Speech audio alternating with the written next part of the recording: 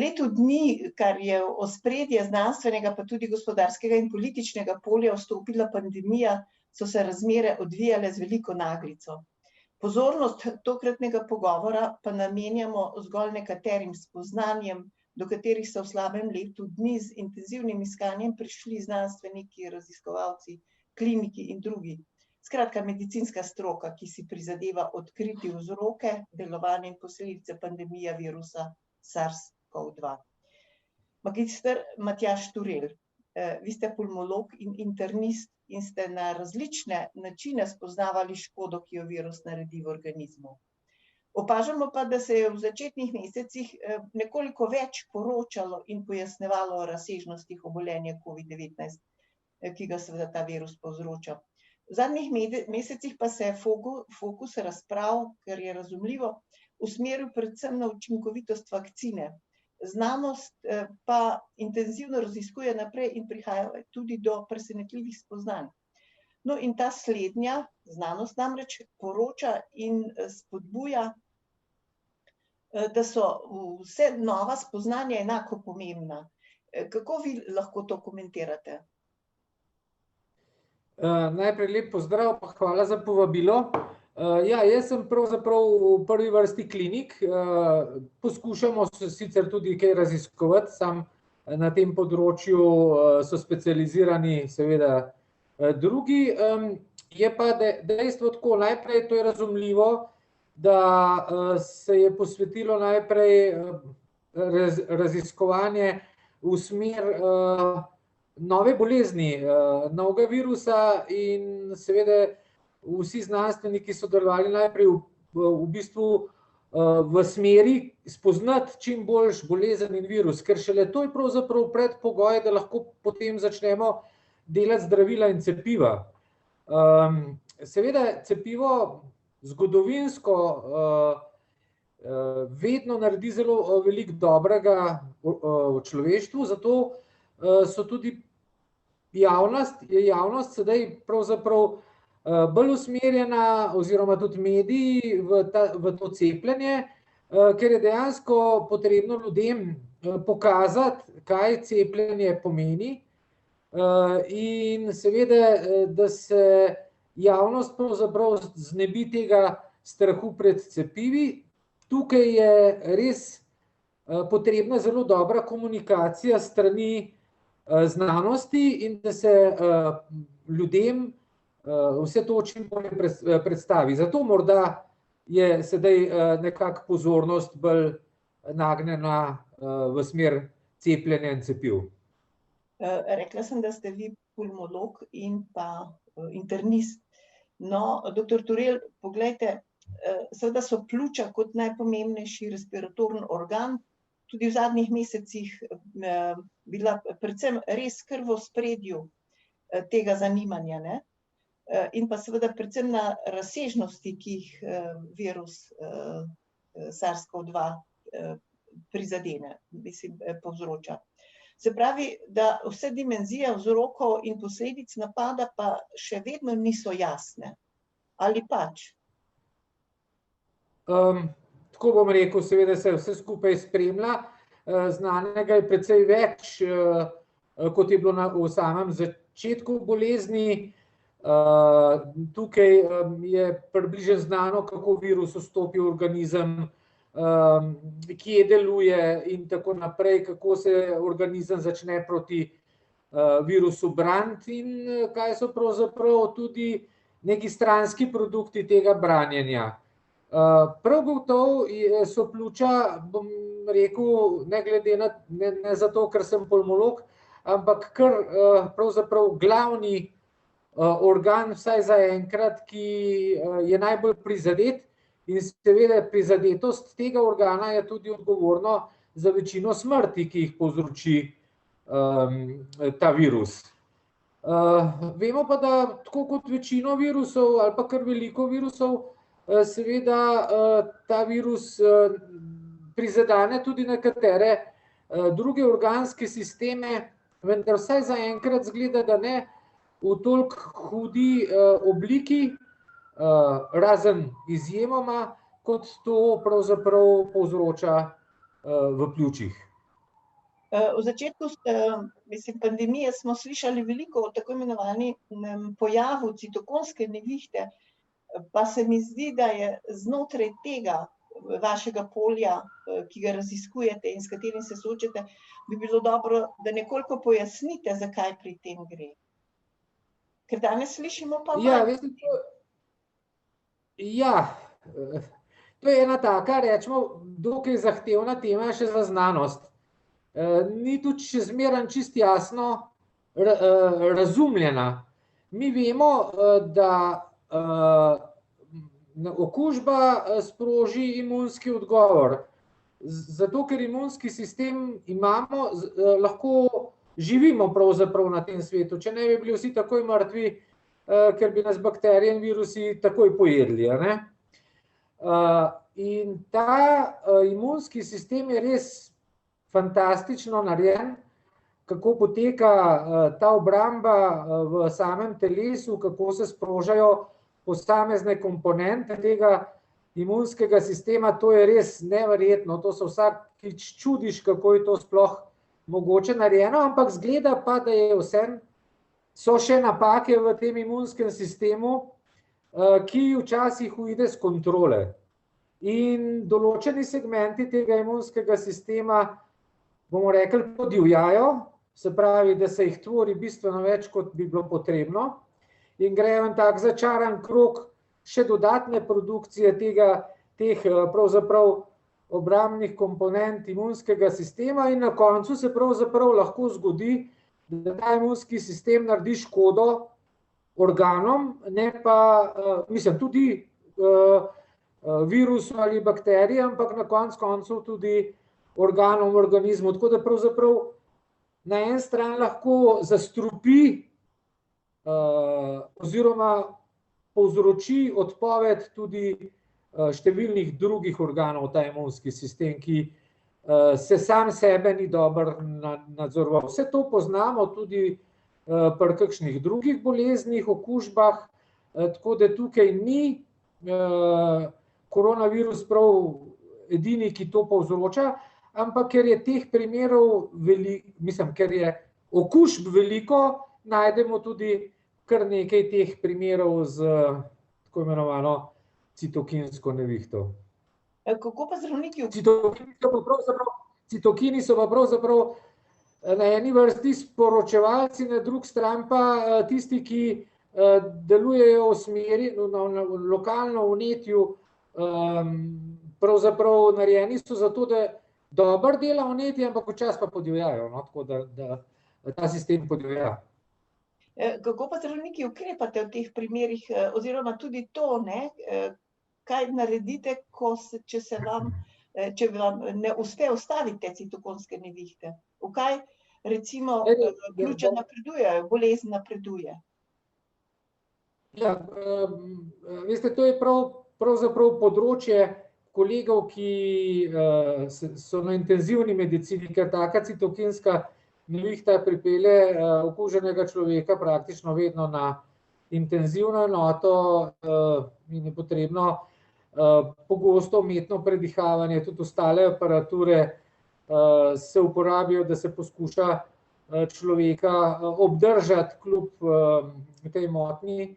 Neredko se ukvarjamo potem še z okvaro ostalih organov, ki jih je tudi treba, se ukvarjajo in jih je tudi treba nekako vzdrževati, da človek preživi in seveda poskuša se tudi z nekaterimi zdravili. Včasih je zdravljenje uspešno, ne pa vedno.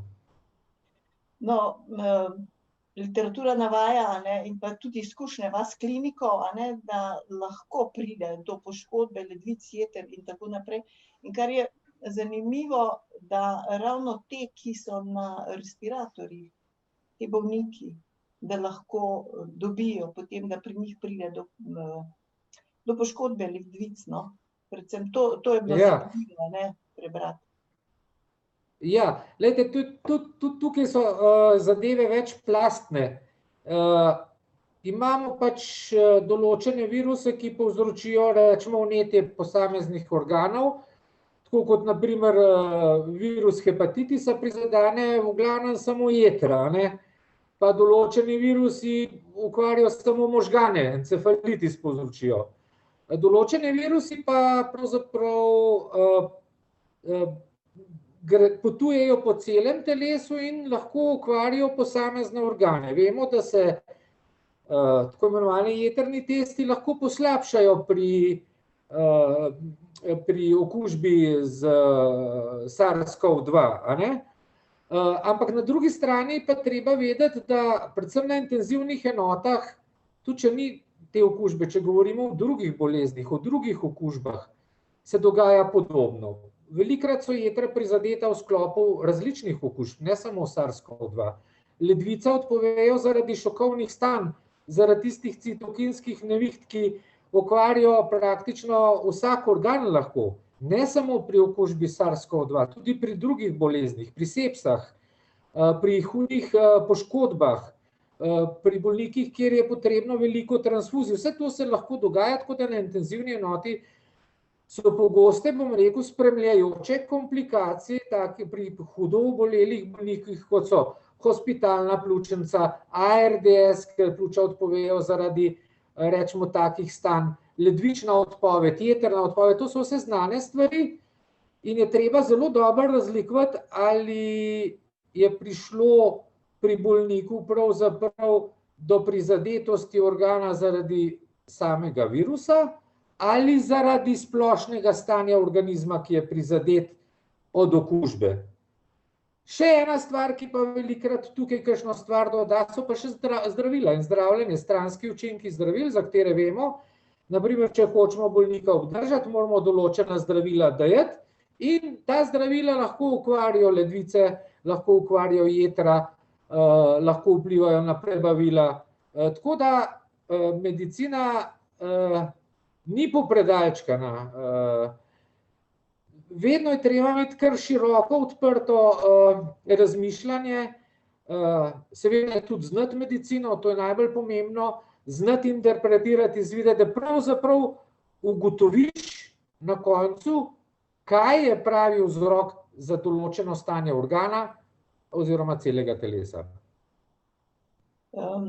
Magister Turel, poglejte, vsi se zdaj bojimo tega SARS-CoV-2, ne? In seveda v zvezi s pljuči se pojavlja tudi vprašanje, ali lahko recimo prihaja potem do kakšnih irreverzibilnih procesov, recimo, če so napadena pljuča. Če recimo zdravniki ne morete do konca pozdraviti pljučnega obolenja, pljučnih napadov. Ja, tukaj bom morda še, bom rekel, najbolj na trdnem položaju, ker je to pravzaprav res področje, ki ga v zadnjem času natančno spremljam in tudi že na oddelku smo ustanovili tako imenovano po-covid ambulanto, se pravi, da bolnike, pri katerih smo pravzaprav kot konzultanti udeleženi. To pomeni, da nas kolegi iz drugih oddelkov, kjer zdravijo bolnike s covidom, pokličejo in nas vprašajo, kaj menimo, kako bi s takim bolnikom naprej ravnali, ali bi dali kakšna taka ali drugačna zdravila, kakšne odmerke.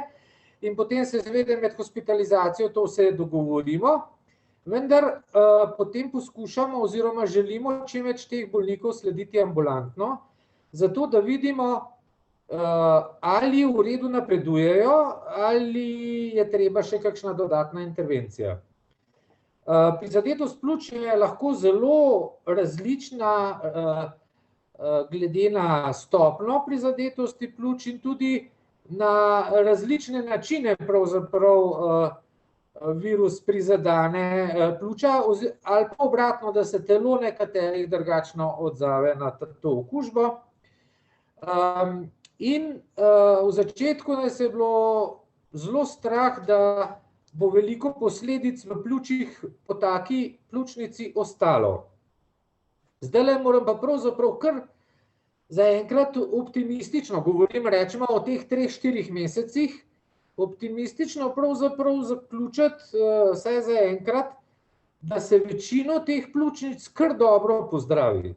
Tako da bolniki, ki pridejo, ki so bili kar tudi zelo prizadeti, ki so rabili zelo veliko kisika v bolnišnici, ki so bili morda tik pred ventilatorjem ali pa nekateri celo na ventilatorju, da pravzaprav čez tam nekje 2 meseca vidimo zelo v redu potek. Morda še malo brazgotin po pljučih, bolniki se kar dobro počutijo z dihanjem, niso še na zeleni veji, ker to traja, da se organizem opomore, ampak jaz zdaj tako občutek imam zaenkrat, ker nimamo študij še narejenih, smo pa v procesu, da bomo to poskušali ugotavljati. Imamo občutek, da bo kar dobro, da ne bo veliko poznih posledic v pljučih pri teh bolnikih. Da se bo, tukaj telo naredi svoje. Se veste, tudi naprimer bakterijska pljučnica. Če imamo mi bakterijsko pljučnico, v zadnjih, rečemo, 100 letih pomagamo organizmu z antibiotiki. Prej so se pa pljučnice same pozdravile, sicer je kar nekaj ljudi umrlo, ampak so se pozdravile. Torej je organizem tako narejen, da se v bistvu pljučnica pozdravi s čim manjšimi posledicami.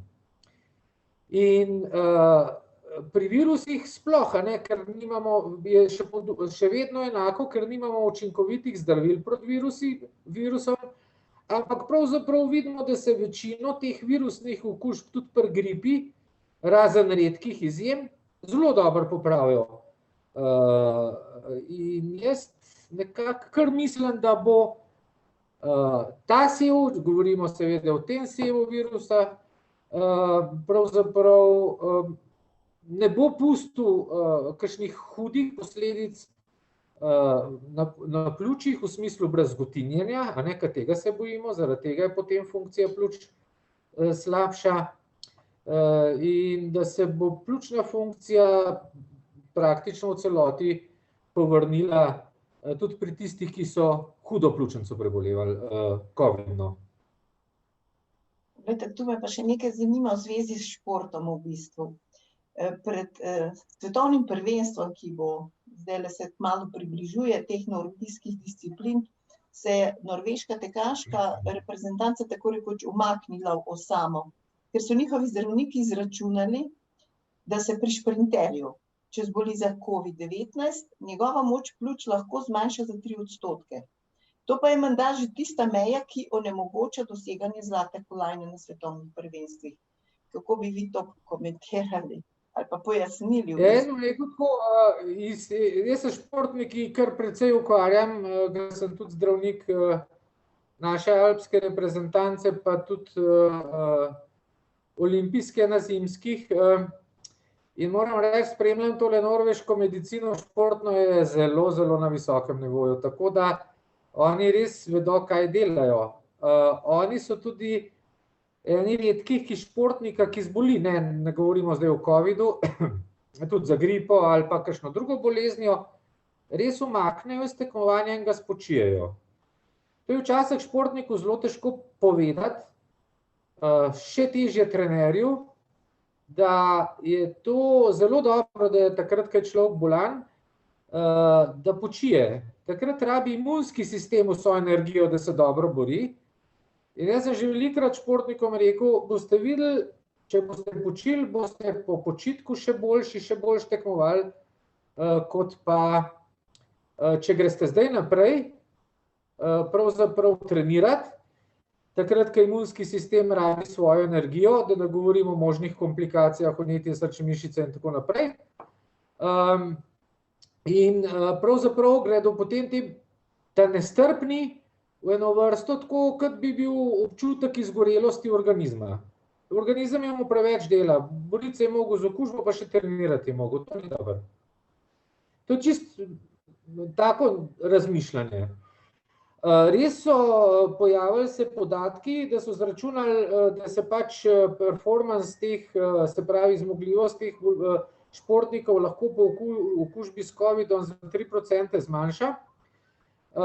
To je sicer, rečemo, bom rekel tako, eni kratko do srednjeročni obdobju verjetno, čez leto dni verjetno ne bo zmogljivost zmanjšana za 3%, ampak v tem obdobju, rečemo, če zdaj pred kratkim prebolel, pa bi mogel tekmovati na svetovnem prvenstvu, pa je to zelo možno.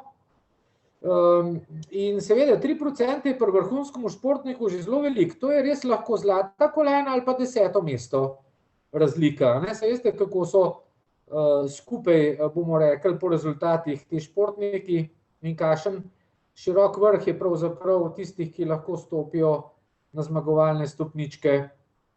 In je vsak procent pri takem bolniku oziroma športniku pomemben. Tako da jaz vedno želim in prosim športnika, da uboga, da počije in se potem vrne na tekmovališče zdrav.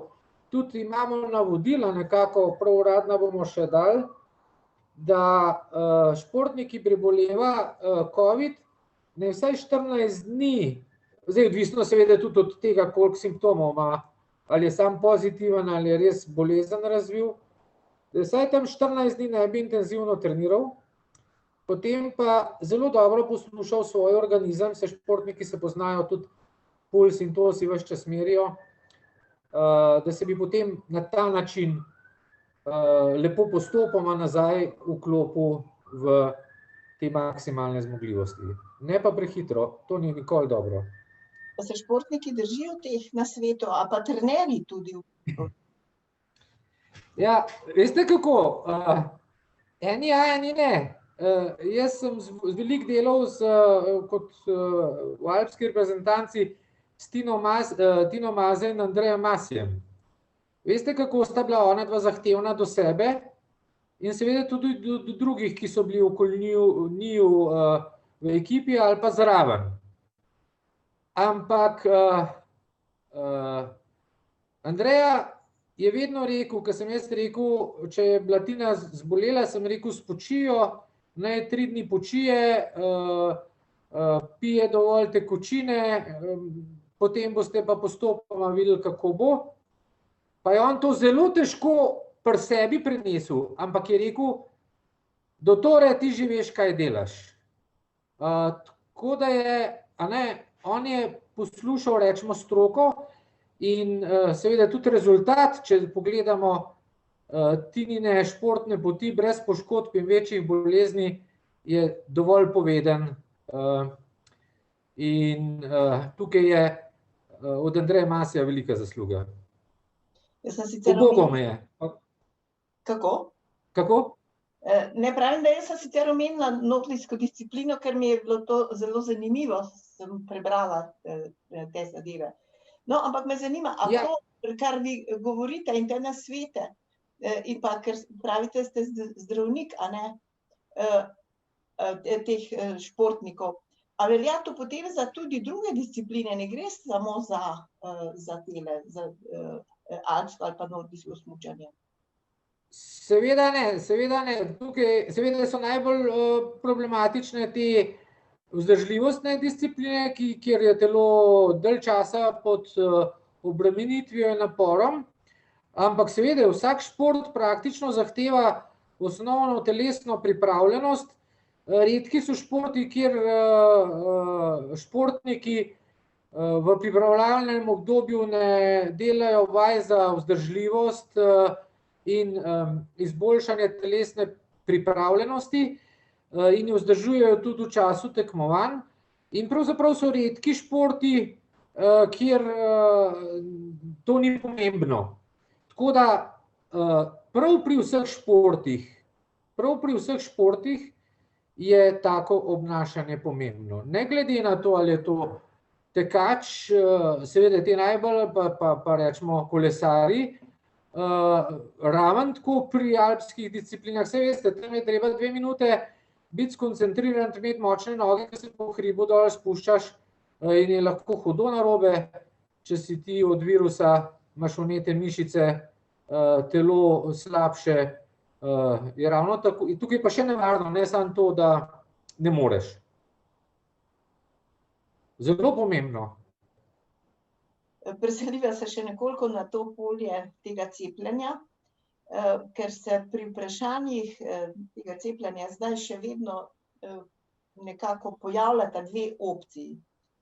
Ali cepiti z obema odmerkoma cepiva, kot navaja protokol izdelovalca, ali je bolje cepiti samo z enim odmerkom in tako zajeti večji delež prebivalstva. Kakšno je vaše mnenje? Glejte, tako je. Jaz sem zdravnik, ki tako kot ostali, ki delamo pravzaprav s številnimi zdravili in zdravila imajo vedno svoja priporočila, kako se jih odmerja. In v tem seveda se pa moramo pravzaprav teh priporočil držati. Zato konkretno cepivo sta priporočena 2 odmerka. In učinkovitost seveda je pol zagotovljena z obema odmerkoma po protokolu. Seveda bi lahko na en način, rečemo, podaljšali čas do drugega odmerka, ampak pravzaprav ne vemo, kaj bi s tem pravzaprav dosegli. Res bi v začetni fazi nekoliko bolj precepili več ljudi, ampak na drugi strani pa verjetno del ne bi bilo še toliko zaščitenih, kot bi lahko bili. Tako da absolutno sem za to, če bojo proizvajalci naredili raziskavo, koliko časa se lahko podaljša brez skrbi, da se bo uporabljal drug protokol, ampak zaenkrat sem jaz osebno zagovornik pač tistih protokolov, ki so bili znanstveno potrjeni. Še nekaj, ko že omenjava zdravila in v zvezi s tem COVID-19, v strokovni literaturi zasledimo podatke, da se je kot ugodno zdravilo izkazal dexamezon. V zadnjem času navajajo tudi ivermektin. Medtem ko za remdesivir ta menda naj ne bi bil tako priporočljiv. Vse te podatke sem zasledila pri WHO-ju, Svetovni zdravstveni organizaciji. Zdaj tako, mi sledimo pravzaprav zelo tako imenovani recovery študiji, ki je prva pokazala, da je dexametazon učinkovit in da zmanjša smrtnost pri bolnikih s COVID pljučnico. Tega protokola se tudi mi držimo in bolniki oziroma zdravniki, ki zdravijo na COVID oddelkih, bolniku, ki ima tako pljučnico, da je povzročila dihalno odpovedovanje, se pravi, da bolnik rabi dodaten kisik, predpišejo dexametazon po tem protokolu iz te študije. To se dela in vidimo, da je tak način zdravljenja učinkovit. Remdesivir, pravzaprav vemo, da je to zdravilo, ki ni bilo pravzaprav v tej smeri narejen za SARS-CoV-2. Je pa tako, da jaz osebno mislim, da če bi bil dosti zgodaj dan, se pravi v zgodnjih fazah bolezni, bi bil zelo verjetno učinkovit. Če pa bolnik pride 10. dan bolezni, ki je že pravzaprav druga faza te bolezni, tam pa po moje remdesivir ne more biti več učinkovit, ker tam pravzaprav že drugi procesi tečejo, na katere remdesivir nima učinka. Tako da dexametazon gotov, remdesivir gotov, zelo verjetno, če ga damo dovolj zgodaj v poteku bolezni, kasneje pa ne. Zdaj s tem tretjim zdravilom pa jaz osebno izkušenj nimam nobenih.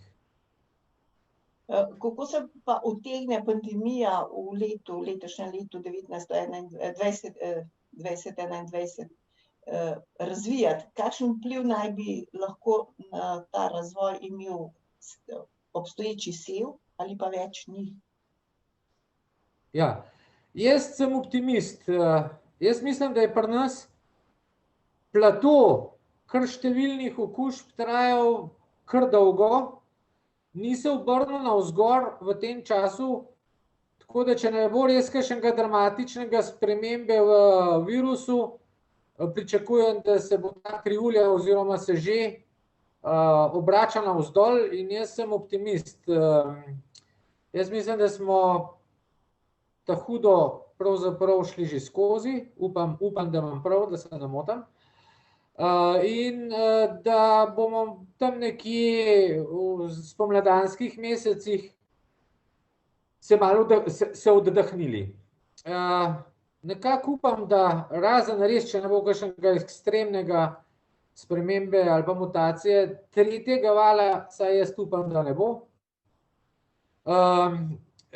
Kar se pa samih mutacij tiče, za to zadnjo mutacijo, ki je tudi v javnosti ne bi bila kar znana, ki pravzaprav povzroča oziroma je bolj kužna, bolezni same pa ne bi bila kaj dosti drugačna.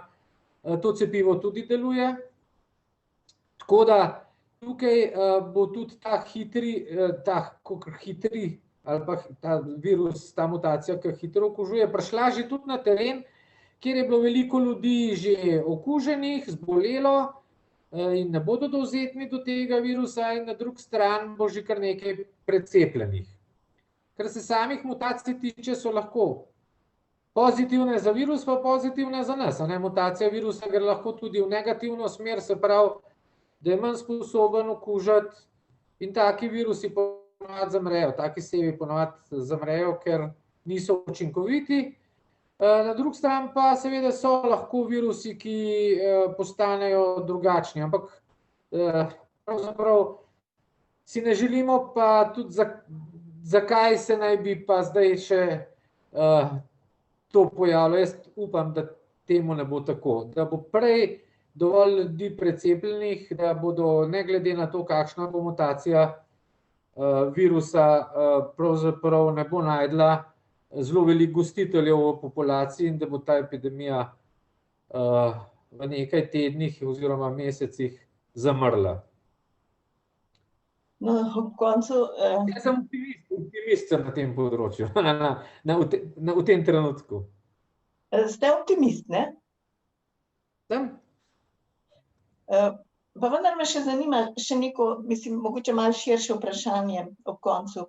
Poglejte, pred pojavom pandemije so se komentatorji v svetovnih medijih ukvarjali predvsem z možnimi pojavi tako imenovane postresnice, postkapitalizma na zahodno civilizacijo.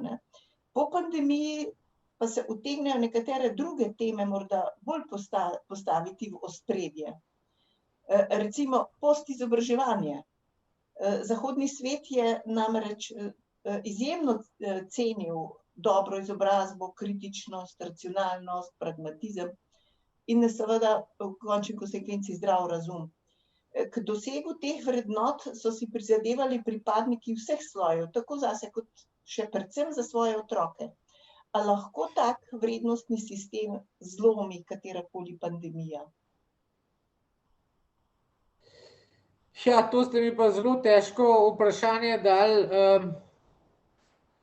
Že skoraj meji na filozofijo, in tukaj jaz lahko samo...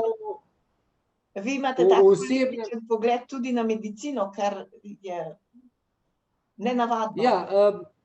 Ja, jaz v bistvu lahko tako iz splošnega mojega razmišljanja rečem, da pravzaprav ta pandemija je bila huda, nažalost je povzročila kar veliko smrti in kar hud pretres v družbi.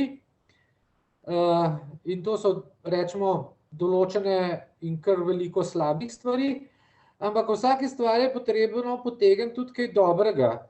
In jaz mislim, da iz te pandemije bodo na drugi strani tudi marsikatere dobre stvari se pokazale. Če najprej malo bom egoističen, bom najprej o medicini nekaj povedal. Zdaj se pravzaprav vidi, kako pomembna je medicina in kako so vse politike do zdaj pravzaprav imele zelo polna usta medicine v obdobju volitev, potem se je pa zelo malo storilo za medicine. Pa ne govorim tukaj o plačah pa o teh stvarih. Na prvem mestu je to dobra organizacija, bomo rekli, aparature, ki jih nujno rabimo, ki so res izrabljene, in en odnos do zdravstvenega osebja, ki si ga zasluži. In jaz mislim, da bo ta pandemija te stvari spremenila v toliko, da bo vsaka vlada, če je pametna, gradila ta zdravstveni sistem, da bo pripravljen pravi čas reagirati na podobne epidemije, ki v bodočnosti zanesljivo še bojo, Bog ne daj na naravne nesreče. Zdravstveni sistem bo moral biti pravzaprav pripravljen na marsikaj. Na drugi strani pa bo potrebo, ker vidimo, da se da marsikaj narediti. Če je volja, pa seveda tudi denar, se da marsikaj narediti. Organizacijo medicine bo treba tako narediti, da bomo mi ljudem poskušali nuditi čim boljšo in čim hitrejšo medicino. In to se bo morala politika zavedati. Jaz pravzaprav, moje osebno mnenje je, da bi zdravstvo moralo biti izključeno iz predvolilnih bojev, pa iz raznih medijev, ki pravzaprav nabirajo točke gledanosti na račun zdravstva. Zdravstvo, pa še ne govorim samo o zdravstvu, najbolj ga poznam, zato to govorim, verjetno podobno tudi v šolstvu, pa še kje, bi pravzaprav moralo biti želja vseh, ne glede na barvo stranke. Tukaj bi morali res konstruktivno vsi skupaj stopiti, sicer je to zelo eno idealistično gledanje, ampak jaz mislim, da si naši ljudje zaslužijo takega zdravstva in samo enotna politika lahko do tega pripelje. To je ena stvar, ki mislim, da je pomembna, kar se same epidemije tiče. Na drugi strani je to tudi šolstvo, ki je spoznalo še en način, rečemo, možnosti šolanja, ki sicer ni idealen, ampak je pa možen in lahko zelo dobro komplementaren s sedanjim načinom šolanja. Se pravi, se marsikaj da pokombinirati. Do tega, da kar nekaj ljudi lahko dela od doma, tisti, ki so pač taki, ki lahko to delajo, in s tem zmanjšamo tudi, rečemo, transport. Zaradi transporta se izboljša okolje, ni več toliko emisij. Tako da zelo dobro, jaz mislim, da ta epidemija je idealna za funkcioniranja družbe pred, med in načrtovanja funkcioniranja družbe po epidemiji. In jaz mislim, da lahko marsikaj dobrega iz tega potegnemo in tudi zgradimo. Super, hvala. Super. No, jaz bi samo še rad bi samo še nekaj, ker sem res zagovornik cepljenja in mislim, da je dejansko cepljenje tisto, ki lahko prispeva k hitrejšemu upadu epidemije oziroma da bo popolnoma ugasnila. Bi rad sam nekaj tako malo v hecu pravzaprav dodal. Zelo se sprašujemo o tem, kakšni so stranski učinki cepiva oziroma cepiv na splošno. Jaz trdim, da so cepiva naredila največ dobrega za človeštvo, več kot vsi doktorji skupaj, to večkrat povem. Ampak na drugi strani se pa pravzaprav ne sprašujemo velikokrat, kakšni so stranski učinki drugih zdravil, ki jih prejemamo in vemo, da so učinkovita. Jaz celo velikokrat rečem, da če zdravilo nima stranskih učinkov, je vprašanje, koliko je tudi učinkovito. Ampak tako za hec, če malo pomislimo, Viagro vsi poznamo, celo isti proizvajalec kot cepivo je naredil in je široko uporabljeno zdravilo. Moška populacija ga v bistvu kar precej uporablja, pa ima tudi kar nekaj stranskih učinkov, tudi ob nepravilni uporabi lahko človek umre zaradi tega zdravila. Še zlasti, če je kupovano na črnem trgu, ker zdravnik, ki ga predpiše, je dolžan bolnika seveda glede tega informirati. Pa gre v tem primeru kljub stranskim učinkom zelo malo ljudi reče, tega pa ne bomo vzeli, pa gre pravzaprav v tem primeru samo, bomo rekli, za seks, pri cepivu gre pa za življenje mnogih ljudi. Tako da, tako malo za hec je ljudem za razmišljati, ker razmišljamo o stranskih učinkih cepiv, pa se včasih ne zavedamo, da pravzaprav kakšne druge stvari bistveno bolj nevarne počnemo, pa se niti o teh stvarih ne sprašujemo.